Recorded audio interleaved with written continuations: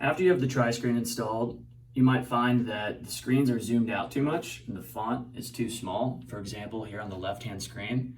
And this is a super simple fix. So you're going to go to your Start menu,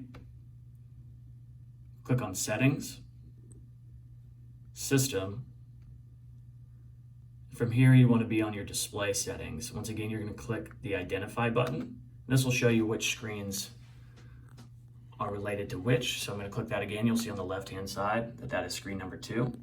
So we're going to click number 2 in this menu. Let's scroll down until we get to the change the size of text, apps, and other items. Let's change this to 150%.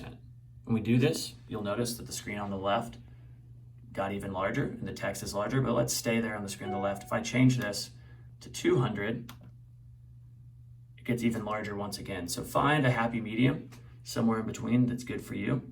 And when you're all done, you can scroll up to the top. We can repeat this for screen 3.